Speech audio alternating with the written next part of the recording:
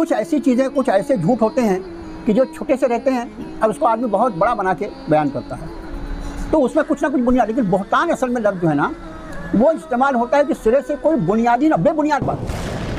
यानी अगर बुनियाद छोटी मोटी है तो आदमी अपने गुनाह को बढ़ाने के लिए उसको बड़ा बना के बताए, लेकिन सिरे से कोई बुनियाद ही ना हो, उसको बहतान कहा जाता है। और ये बहतान जो है, ये ग़ीबत से भी ज़्यादा बड़ा गुनाह है। ये हमारा ईमान है। कहते ईसा रूहुल्लाह ज़िंदा आसमान पर उठाए गए और फिर वो हदीस मुबारक जो कहते ईसा के दोबारा दुनिया में वापस आने की हदीसें हैं, वो हदीस शरीफ की जो किस्में होती हैं उसमें एक किस्म कहलाती है हदीस मुतवातिरा। हदीस मुतवातिरा जो है वो बहुत आला तरीन किस्म की किस्म हदीस शरीफ की किस्म होती है। तो वो रवायतें जो हैं वो तवातुर अहादीस मुतवातिरा हैं, बुखारी में, मुस्लिम में और हदीस शरीफ की दूसरी किताबों में, जिसमें कहते हैं ईसा रूहुल्लाह के कुर्ब क़यामत में दोबारा ज़मीन पर आने का नबी करीम सल्लल्लाहु अलैहि वसल्लम ने पेशन गोई फरमाई, खबर दी है उम्मत को। तो हमारा ईमान जहाँ इस पर है कि अल्लाह ने उनको अपनी तरफ उठाया, तो नबी करीम सल्लल्लाहु अलैहि वसल्लम के इरशाद के मुताबिक हमारा ईमान ये भी होना चाहिए कि उनको अल्लाह ताला दोबारा इस ज़मीन पर वापस लाए। लेकिन ईसाइयों का भी अक़ीदा यही है कि माअज़ल्लाह उनको सूली दे दी गई और उनका वो सूली दिया जाना जो है वो इनके गुनाहों के, इनके जितने पाप की दुनिया में करने वाले हैं सबका पहले से मतलब उनके माफ़ी का ज़रिया बना, कफ़ारा हो। यही वजह है कि ये दोनों कौमें जो हैं इनके पास अखलाकी गिरावट इतनी ज़्यादा है जिसकी कोई हद नहीं। क्योंकि एक आदमी को अगर ये मालूम हो जाए कि मेरे गुनाह करने के पहले मेरा गुनाह माफ़ हो गया, वो कितना दिलेर हो जाएगा गुनाह करने पर। आपको अभी जो यहूदी सोसाइटी है आज की तारीख़ में, उनके बारे में ये बात मशहूर है कि वो आपस में कभी सूद नहीं लेते। आपस में खुद यहूदी को कर्ज देगा तो वो उसे सूद नहीं लेगा, ये सूद हराम है उनके यहाँ। लेकिन सूद का व्यापार जो पूरी दुनिया में चलता है उसकी सरपरस्ती सारे अहले इल्म जानते हैं कि उसकी सरपरस्ती असल में अमेरिका और लंदन नहीं करता, बल्कि उसकी सरपरस्ती कौम यहूद करती है। मदीना तैयबा का भी हमने आपको बताया कि जब नबी करीम सल्लल्लाहु अलैहि वसल्लम वहाँ तशरीफ़ लाए तो यहूदी जो थे मदीना तैयबा में, जो यहूद आबाद थे, उनका दो ख़ास जो बिज़नेस था उस वक्त भी, आज से 1500 साल पहले, वो भी शराब और सूद पे रकम देना। ये तो आज भी शराब की जितने बड़े ब्रांड जो हैं और ये जो सूद का कारोबार है उसकी असल सरपरस्ती जो आज भी यहूदी है। हक के नूर से रोशन है इसकी सुबह और शाम, इसके हर गोशे में गूंजे हक ताला का कलाम। ये इदारा मजलिस-ए तालीमुल आज इसका नाम। अस्सलाम वालेकुम वरहमतुल्लाहि व बरकातुहू। वालेकुम अस्सलाम वरहमतुल्लाहि वबरकातुहू। कल आयत नंबर 155 तक हुआ था, आज हम ले रहे हैं आयत नंबर 156 इंशाअल्लाह। आयत नंबर 156। औज़ु बिल्लाहि मिनश शैतानिर रजीम, बिस्मिल्लाहिर रहमानिर रहीम। व बिकुफ्रिहिम व क़ौलिहिम अला मरियम बुहतानन अज़ीमा। व बिकुफ्रिहिम, और उनके कुफ्र के सबब। यहाँ बा का तर्जुमा क्या करें हम? सबब, वजह से। बा एक ऐसा लफ्ज़, ऐसा हर्फ है अरबी में कि वो जहाँ पर वो आयत शरीफा इस्तेमाल, यानी जिस आयत शरीफा में या जिस लफ्ज़ के साथ आता है उसके एतबार से उसके माना बदलते रहते हैं। तो वह बेकुफ्रिहिम, और उनके कुफ्र के सबब, व क़ौलिहिम, और उनका कहना, अला मरियम, हज़रत मरियम अलैहिस्सलाम पर, बहतानन अज़ीमा, बहतान बड़ा। बहतान हमेशा ख्याल रखो कि बहतान उसको कहा जाता है जिसकी सिरे से कोई बुनियाद ही ना हो। कुछ ऐसी चीज़ें, कुछ ऐसे झूठ होते हैं कि जो छोटे से रहते हैं और उसको आदमी बहुत बड़ा बना के बयान करता है, तो उसमें कुछ ना कुछ बुनियाद। लेकिन बहतान असल में लफ्ज़ जो है ना, वो इस्तेमाल होता है कि सिरे से कोई बुनियादी ना, बेबुनियाद बात। यानी अगर बुनियाद छोटी मोटी है तो आदमी अपने गुनाह को बढ़ाने के लिए उसको बड़ा बना के बताए, लेकिन सिरे से कोई बुनियाद ही ना हो उसको बहतान कहा जाता है। और ये बहतान जो है ये ग़ीबत से भी ज़्यादा बड़ा गुनाह है। तो और उनके कुफ्र के सबब और उनका कहना हज़रत मरियम पर बड़ा बहतान, बस इतना ही है उसका तर्जुमा। बहतान क्या था?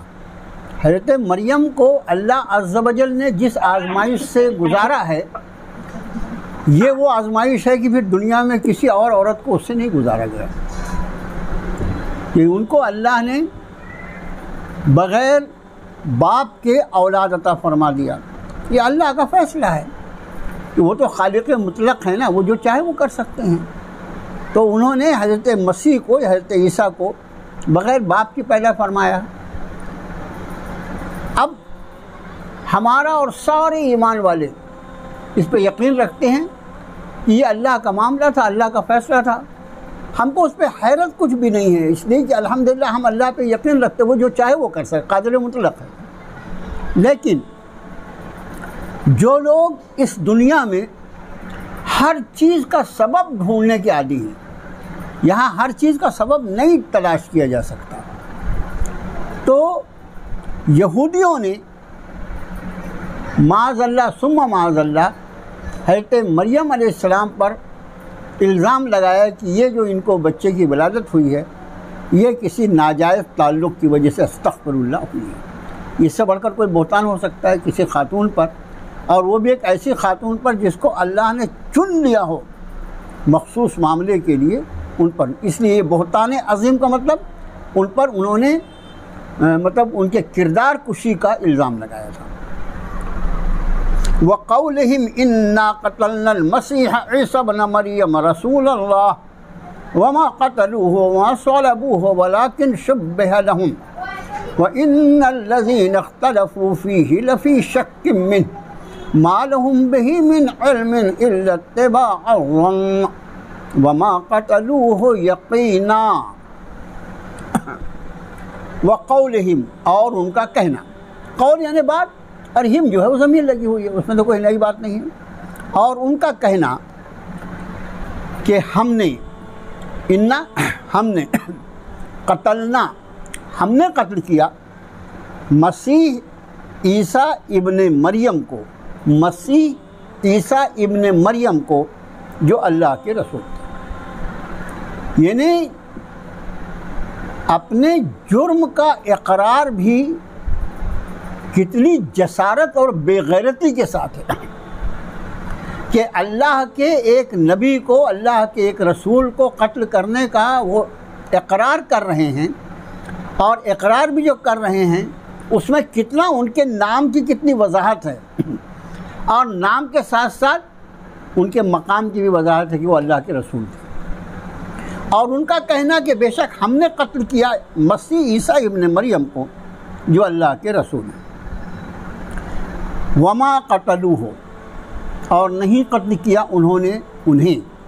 वमा क़तलू, और फिर हो की ज़मीर है ईसा की तरफ, और नहीं कत्ल किया उन्होंने उन्हें यानी है ईसा को। वमा सलबूहु, और ना ही उन्हें फांसी दी। ये फांसी के लिए लफ्ज़ आया है, या ना उन्हें सूली दी। असल में सलीब जो है ना, सलीब का मतलब ही होता है सूली देना। तो उसके लिए वमा सलबूहु, ना उन्होंने उन्हें कत्ल किया, ना उन्हें सूली दी। वलाकिन शुब्बिह लहुम, और लेकिन शुबहा हो गया उन्हें, यानी इनको, उन यहूदियों को जो हज़रत मसीह को सूली देने के इरादे से ले जा रहे थे, उन्हें शुबहा हो गया। व इन्नल्लज़ीना इख्तलफ़ू फ़ीहि, और बेशक वो लोग जो इख्तलाफ करते हैं इसमें, लफ़ी शक्किन मिन, वो ज़रूर शक में है उसकी तरफ से, मिन हो उसके बारे में। मा लहुम बिही मिन इल्म, नहीं है उन्हें बिही इसका, मिन इल्म कोई इल्म। मैंने आपको बताया कि मिन का तर्जुमा तो वैसे से होता है, लेकिन कहीं के वो तर्जुमा कोई का माना देता है। तो नहीं है उन्हें इसका कोई इल्म, इल्ला इत्तिबाअ ज़न्न, सिवाय ये कि वो पैरवी करते हैं ख़यालात की या गुमान की। वमा क़तलूहु यक़ीना, और नहीं उन्होंने कत्ल किया उन्हें, यानी मसीह को, यकीनन लिखा हुआ भी है वो, और हम उर्दू में यकीनन बोलते हैं, वही लफ्ज़ है वो। और नहीं कत्ल किया उन्होंने उन्हें, यानी मसीह को, यकीनी तौर पर। देखो आयत का तर्जुमा, आयत थोड़ी सी बड़ी है। और उनका कहना कि हमने कत्ल किया मसीह ईसा इब्न मरियम को जो अल्लाह के रसूल हैं, और नहीं उन्होंने कत्ल किया उन्हें और ना ही सूली दिया उन्हें, लेकिन शुबा हो गया उन्हें। अब बेशक वो लोग जो इख्तलाफ करते हैं इसमें ज़रूर शक में हैं इसके बारे में, नहीं है उन्हें उसका कोई इल्म, सिवाय वो पैरवी करते हैं गुमान की या ख़यालात की, और नहीं कत्ल किया उन्होंने हज़रत मसीह को यकीनी तौर पर। अगली आयत देखिए, बर रफ़अहुल्लाहु इलैहि व कानल्लाहु अज़ीज़न हकीमा। बल्कि बल यानी वो जो हम उर्दू में बोलते बल्कि रफ़अहुल्लाह, रफ़अ कल भी ये लफ्ज़ आया था, रफ़ा का मतलब होता बुलंद करना, उठाना। रफ़अहुल्लाह बल्कि उठा लिया उन्हें अल्लाह ने इलैहि अपनी तरफ, बल्कि उठा लिया उन्हें अल्लाह ने अपनी तरफ। व कानल्लाहु अज़ीज़न हकीमा, और हैं अल्लाह गलबे वाले हिकमत वाले। बल्कि उठा लिया उन्हें अल्लाह ने अपनी तरफ, और हैं अल्लाह गलबे वाले हिकमत वाले। अब यहाँ से ये आयत शरीफ़ और पिछली आयत मिला के जो मजमून बनता है कि यहूदी और ईसाई दोनों इस बात के कायल हैं। आपको हैरत होगी, ये पूरा हज़रत मसीह अलैहिस्सलाम को सूली पे चढ़ाने का पूरा षड्यंत्र जो था वो यहूदियों का उठाया हुआ था। ये यहूदी वो कौम है जो हज़रत मूसा को तो तकलीफ़ दिया हज़रत ईसा को उनके ख़िलाफ़ माहौल खड़ा करके वक्त की हुकूमत से उन्होंने ये फ़ैसला करवा लिया कि इनको सूली पे चढ़ाया जाए। और जब वो उस वक्त का कायदा ये था कि जिसको भी सूली पे चढ़ाना होता था तो जिस तख्ते पर उसको सूली पे चढ़ाया जाना है, जिस सुतून को गाड़ के उस पर सूली लटकाई जाती थी, तो वो उसी शख्स के कांधे पे रख कर उसको लेके चलना पड़ता था। उन्होंने हज़रत मसीह को जब हुकूमत ने उनको फतवा दे दिया कि इनको सूली पे चढ़ाना है, तो उन्होंने उनको गिरफ़्तार किया और वो जो सूली देने का सामान था उनके कांधे पे रख के लेके चले। और उसी में उन्हीं मुखालिफिन में सबसे बड़ा मुखालिफ जो था उसका नाम शमऊन था। अच्छा, वैसे शमून जो है वो एक पैगंबर का भी नाम है, ये ख्याल रहे। तो शमऊन नाम था उस शख्स का जो एक नंबर का मुखालिफ था। और फिर अल्लाह अज़्ज़ व जल ने उस शमऊन की शक्ल को बदल कर हज़रत ईसा की शक्ल बना दी। और हज़रत ईसा को कुरान फरमा रहा है कि बल रफ़अहुल्लाहु इलैहि, अल्लाह ने उनको अपनी तरफ उठा लिया। अल्लाह का मामला ये हुआ कि अल्लाह ने उनको अपनी तरफ उठाया, और वो जो सबसे बड़ा मुखालिफ था उसको उन्होंने अल्लाह अज़्ज़ व जल ने हज़रत ईसा की शक्ल दे दी। अब वो मजमा था पूरा हो करके चल रहे थे पीछे पीछे, वो समझे यही ईसा हैं, और ले आके उसी को सलीब पर चढ़ा दिया। तो वो जो सबसे बड़ा मुखालिफ था वो खुद ही मरा वहाँ पर सलीब पे चढ़ाने की वजह से, और जनाब ईसा रूहुल्लाह को अल्लाह ने इसीलिए फरमाया ना उन्होंने वमा क़तलूहु वमा सलबूहु, ना उन्होंने उन्हें कत्ल किया ना उन्हें सूली पे चढ़ाया, वलाकिन शुब्बिहा लहुम, और लेकिन उनको शुबा हो गया। और शुबा क्यों हुआ? इसलिए कि अल्लाह अपने फ़ैसले को लागू करने पर पूरी तरह कादिर है, फ़आलुल लिमा युरीद हैं। उनका इरादा था अपने नबी को बचाने का, उठा लिया उन्होंने अपने तरफ। ये हमारा ईमान है। कहते ईसा रूहुल्लाह ज़िंदा आसमान पर उठाए गए, और फिर वो हदीस मुबारक जो हज़रत ईसा के दोबारा दुनिया में वापस आने की हदीसें हैं, वो हदीस शरीफ की जो किस्में होती हैं उसमें एक किस्म कहलाती है हदीस मुतवातिरा। हदीस मुतवातिरा जो है वो बहुत आला तरीन किस्म की किस्म हदीस शरीफ की किस्म होती है। तो वो रवायतें जो हैं वो तवातुर अहादीस मुतवातिरा हैं, बुखारी में, मुस्लिम में और हदीस शरीफ की दूसरी किताबों में, जिसमें हज़रत ईसा रूहुल्लाह के क़ुर्ब क़यामत में दोबारा ज़मीन पर आने का नबी करीम सल्लल्लाहु अलैहि वसल्लम ने पेशन गोई फरमाई, ख़बर दी है उम्मत को। तो हमारा ईमान जहाँ इस पर है कि अल्लाह ने उनको अपनी तरफ उठाया, तो नबी करीम सल्लल्लाहु अलैहि वसल्लम के इरशाद के मुताबिक हमारा ईमान ये भी होना चाहिए कि उनको अल्लाह ताला दोबारा इस ज़मीन पर वापस लाए। लेकिन जब वो वापस आएंगे नबी की हैसियत से नहीं आएंगे, बल्कि उनकी हैसियत जो होगी वो नबी करीम सल्लल्लाहु अलैहि वसल्लम की शरीयत के ऊपर वो मतलब अमल पैरा होंगे। और हदीस मुबारका में ये भी है कि उनका निकाह भी होगा। ये अभी इसके पहले जब उनको उठाया गया तो उस वक्त उनका निकाह भी नहीं हुआ था, वो मौका ही नहीं मिला निकाह का, इतना भागम भाग ज़िंदगी थी। तो उनका निकाह भी होगा उनकी वफ़ात होगी और मदीना तैयबा में जहाँ नबी करीम सल्लल्लाहु अलैहि वसल्लम आराम फरमा रहे हैं, तो आपके बाजू में आपके दो असहाब हैं, सैयदना अबू बकर सिद्दीक़ रज़ियल्लाहु ताला अन्हु और हज़रत उमर, और एक जगह वहाँ अभी भी खाली है, और वो जगह जो है वहाँ पर हज़रत ईसा रूहुल्लाह को दफन किया गया। बस इतना ही ख्याल, अब बाकी बहुत तफसील नहीं। आगे की आयत देखो, व इम मिन अहलिल किताब इल्ला लयुमिनन्न बिही क़ब्ल मौतिही व यौमल क़यामत यकूनु अलैहिम शहीदा। व इम मिन अहलिल किताब, और कोई नहीं अहले किताब में से, इल्ला मगर, लयुमिनन्न ज़रूर वो ईमान लाएगा, बिही इस पर, क़ब्ल मौतिही अपनी मौत के पहले, व यौमल क़यामा और क़यामत के दिन, यकून अलैहिम शहीदा वो होंगे उन पर गवाह।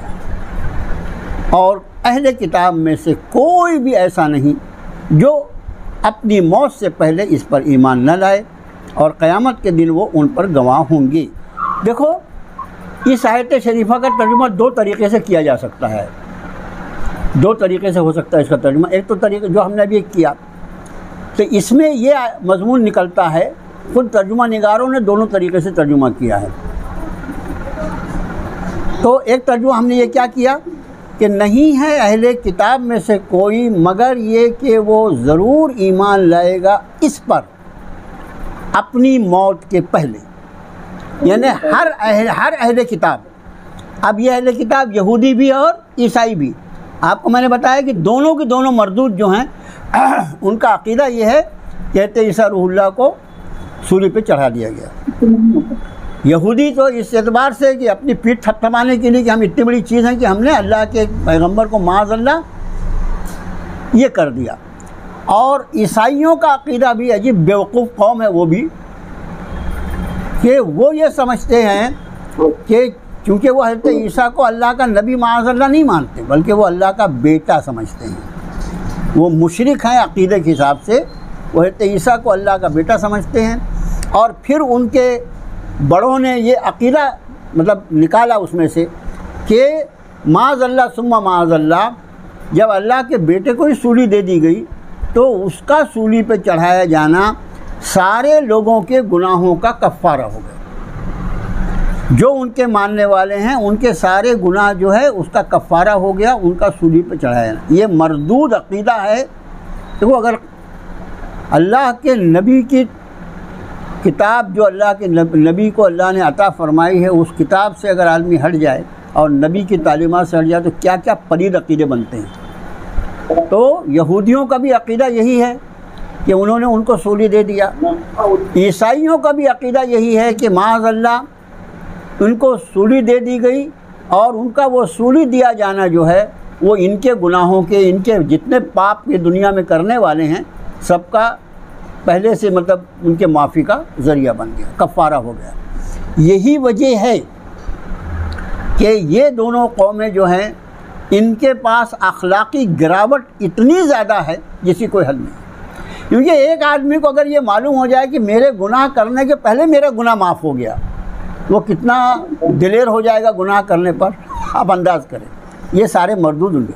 तो यहाँ पर एक तर्जुमा तो ये हुआ जो हमने किया, लेकिन देखो उससे आयत पे नज़र रखो, उसका दूसरा एक तर्जुमा कैसे होता है। और नहीं है अहले किताब में से, अभी आप ज़रा बंद करो ना आवाज़, किसका मैच चालू है। और नहीं है अहले किताब में से कोई मगर वो ईमान लाएगा उस पर क़ब्ल मौतिही। अब ये क़ब्ल मौतिही में जो है की ज़मीर है, हमने अभी जो पहले तर्जुमा किया उसमें क्या है, उसको है की ज़मीर को किधर फेरा, उस अहले किताब की तरफ, कि हर अहले किताब अपनी मौत के पहले इस पर ईमान लाएगा कि हकीकत ये है कि वो अल्लाह के नबी हैं और उनको सूली नहीं दी गई है। लेकिन बाज़ तर्जुमा निगारों ने इस मौतिही की हा की ज़मीर रहते ईसा की तरफ फेरी है। तो अब इसका तर्जुमा ये होगा कि और अहले किताब में कोई ऐसा नहीं जो ईमान न लाए उन पर उनकी मौत के पहले। अब उनकी मौत कब, जब हज़रत ईसा ज़मीन पर आएंगे और फिर अपनी जितनी भी बरस अल्लाह उनको रखेगा, उसकी ज़िंदगी गुजारने के बाद जब उनकी वफ़ात होगी तो ये मौत से मुराद हज़रत ईसा की मौत है कि जब हज़रत ईसा इस ज़मीन पर आएंगे और जब वो लोग देखेंगे कि अरे ये तो हज़रत ईसा वापस आ गए, तो वो अहले किताब जो उस वक्त मौजूद होंगे, मुसलमान तो उनका इंतज़ार कर रहे हैं, हमारा तो ईमान है कि वो आसमान पर और उतारे, हमारा तो उनकी सूली का कोई सवाल ही नहीं है। लेकिन ये दोनों अहले किताब जो ये समझ रहे हैं कि उनको सूली दे दी गई, वो जब देखेंगे कि ये तो ज़िंदा वापस आए हैं और फिर अब उनके सामने उनकी वफ़ात होगी, तो उनको इस मज़मून पर ईमान लाना पड़ेगा जो कुरान यहाँ बयान फरमा रहा है कि ना ही उनको सूली दी गई और ना ही उनको कत्ल किया गया। तो इसका दूसरा तर्जुमा ऐसा भी किया जा सकता है, बाज़ तर्जुमा निगारों ने किया है कि और अहले किताब में कोई नहीं मगर वो ईमान लाए, ज़रूर ईमान लाएगा उन पर, ज़रूर लाएगा उन पर यानी ईसा पर उनकी मौत के पहले, यानी जब दुनिया में आके उनकी मौत होगी उसके पहले, और क़यामत के दिन यकूनु अलैहिम शहीदा, वो होंगे उन पर गवाह। तो ये तर्जुमा भी बाज़ तर्जुमा निगारों ने किया, इसलिए मैंने आपको बता दिया। लेकिन आप हम जो कर रहे हैं वो पहला तर्जुमा वही करेंगे कि अहले किताब में से कोई नहीं मगर ये कि वो ज़रूर ईमान लाता है उस पर अपनी मौत के पहले। इस अपनी मौत के पहले कैसे ईमान लाता है कि मैं आज तक गलत समझ रहा था, अब सही ये है कि उनको सूली नहीं दी गई। तो फरिश्ते मौत के जब उसके ऊपर ज़ाहिर होते हैं तो अल्लाह की तरफ से कोई ऐसा गैबी इंतज़ाम किया जाता है अहले किताब के लिए, कोई गैबी इंतज़ाम होता है, मुफस्सरीन ने लिखा कि जिसकी वजह से उसको ये यकीन करना पड़ता है कि जो कुरान ने बयान फरमाया वही सही है। अच्छा याद रखो, मसीह और ईसा दोनों एक ही आदमी का नाम है। मसीह जो है वो दो माना में उनको कहा जाता है। यहाँ पर नाम जो है ना, इन्ना क़तलना मसीह ईसा बन मरियम रसूल अल्लाह, तो मसीह जो है दो एतबार से उनको कहा जाता है। एक तो लफ्ज़ सयाहत, बहुत ज़्यादा चलना फिरना, सफ़र करना, इस एतबार से, और दूसरा मसाह का मतलब होता है हाथ फेरना। तो अल्लाह अज़्ज़ व जल ने हज़रत ईसा रूहुल्लाह को ये मोजज़ा अता फ़रमाया था जो हम इसके पहले सूरह आले इमरान में पढ़ भी चुके हैं कि वो किसी ना अंधे के ऊपर हाथ लगा देते उसकी आंखों पर तो उसको अल्लाह ताला बीनाई दे देते, अल्लाह के हुक्म से वो देखने लगता। किसी कोढ़ी को हाथ लगा देते तो वो अच्छा हो जाता, किसी मुर्दे को दम कर देते तो मुर्दा अल्लाह के हुक्म से खड़ा हो जाता। तो ये जो मोजज़ात दिए गए थे ये सब हज़रत के छूने से होता था, इसलिए उनको मसीह कहा जाता है। तो ये उनका लक़ब है और नाम उनका ईसा है। ईसा इब्न मरियम, मरियम उनकी वालिदा का नाम है। और चूँकि इनको अल्लाह ने बग़ैर बाप के पैदा किया है अपनी कुदरत ख़ासा से, इसलिए आम तौर से कुरान में जहाँ कहीं भी नाम आया, एक दो जगह को छोड़कर, तो वहाँ उनकी वालिदा के साथ ही उनका नाम आया है। चलिए अगली आयत, फ़बिज़ुल्मिन मिनल्लज़ीना हादू हर्रमना अलैहिम तय्यबातिन उहिल्लत लहुम वबसद्दिहिम अन सबीलिल्लाहि कसीरा। फ़बिज़ुल्मिन, और बसबब जुल्म के, मिनल्लज़ीना हादू, उन लोगों से, हादू जो यहूदी हो गए। याद रखो, हादू का मतलब होता है जो यहूदी हो गए। हर्रमना अलैहिम, हराम किया हमने उन पर, तय्यबात, पाकीज़ा चीज़ें, उहिल्लत लहुम, हलाल की गई थी उन पर, वबसद्दिहिम, सद्द, स्वाद दाल दाल, सद्द का मतलब होता है रोकना, वबसद्दिहिम, और उनके रोकने की वजह से, अन सबीलिल्लाहि कसीरा, अल्लाह के रास्ते से बहुत ज़्यादा।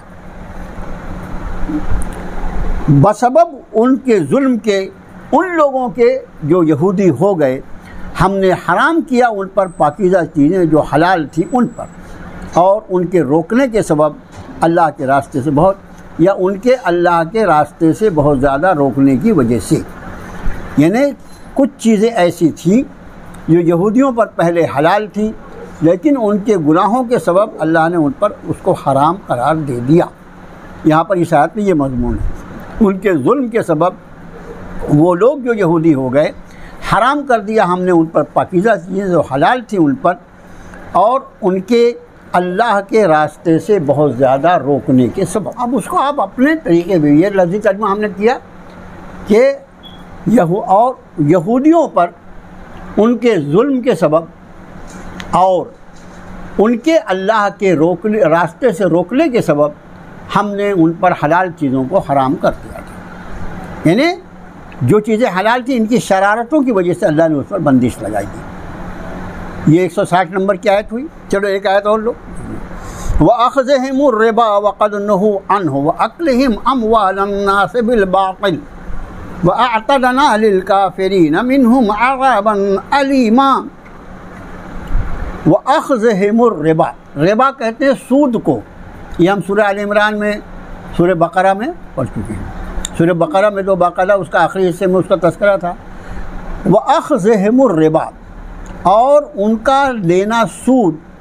वक़द नहू अन्हु, वक़द नहू, नहा का मतलब होता है रोकना, नून के पेश के साथ वो मजहूल हो गया। और तहक़ीक़ उन्हें रोका गया था इससे। व अक्लहिम, और खाना उनका, अम्वाल अन्नास बिल बातिल, लोगों का माल नाहक तरीक़े पर। व अअतदना, और तैयार किया हमने काफिरों के लिए उनमें से अज़ाब दर्दनाक। और उनके सूद लेना और तहक़ीक़ उन्हें मना किया गया था उससे। इसका मतलब क्या हुआ कि जैसे सूद हम पर हराम है, अल्लाह ने उन पर भी हराम किया था। ये जो बड़े बड़े मामलात हैं वो सब शरीयत में एक जैसे, जैसे शिर्क सब जगह हराम, सबसे बड़ा गुनाह हर जगह हराम था वो। इसी तरह सूद, ज़ना, शराब, इसलिए और पराया माल खाना, किसी के साथ जुल्म करना, सारी शरीयत अल्लाह का दीन है। तो अल्लाह के दीन के ये अहकाम जो होंगे। अब तरीक़ा इबादत, लिबास, खाना पीना, उसमें कुछ चीज़ें जो है वो अल्लाह ताला अपने बंदों का ख्याल फरमाते हुए उसमें उन्होंने कुछ तब्दीलियाँ किया वक्त के एतबार से, लेकिन जो बुनियादी तालीमात रही वो सब तो फरमाया। और उनका लेना सूद और तहक़ीक़ उन्हें मना किया गया था इससे। और उनका खाना लोगों के माल नाहक तरीक़े पर, और तैयार कर रखा है हमने काफिरों के लिए उनमें से अज़ाब दर्दनाक। इसका माना सूद जो है उनके यहाँ भी आपको अभी जो यहूदी सोसाइटी है आज की तारीख़ में, उनके बारे में ये बात मशहूर है कि वो आपस में कभी सूद नहीं लेते। आपस में खुद यहूदी को कर्ज देगा तो वो उससे सूद नहीं लेगा, ये सूद हराम है उनके यहाँ। लेकिन सूद का व्यापार जो पूरी दुनिया में चलता है उसकी सरपरस्ती सारे अहले इल्म जानते हैं कि उसकी सरपरस्ती असल में अमेरिका और लंदन नहीं करता, बल्कि उसकी सरपरस्ती कौम यहूद करती है। मदीना तैयबा का भी हमने आपको बताया कि जब नबी करीम सल्लल्लाहु अलैहि वसल्लम वहाँ तशरीफ़ लाए तो यहूदी जो थे मदीना तैयबा में, जो यहूद आबाद थे, उनका दो ख़ास जो बिज़नेस था उस वक्त भी, आज से 1500 साल पहले, वो भी शराब और सूद पे रकम देना। ये तो आज भी शराब की जितने बड़े बड़े ब्रांड जो हैं और ये जो सूद का कारोबार है उसकी असल सरपरस्ती जो आज भी यहूदी करता है। पर ये 161 नंबर आयत हुई। अगली आयतें इंशाल्लाह कल देखेंगे, देख कर आइएगा। अस्सलामु अलैकुम व रहमतुल्लाहि व बरकातुहू।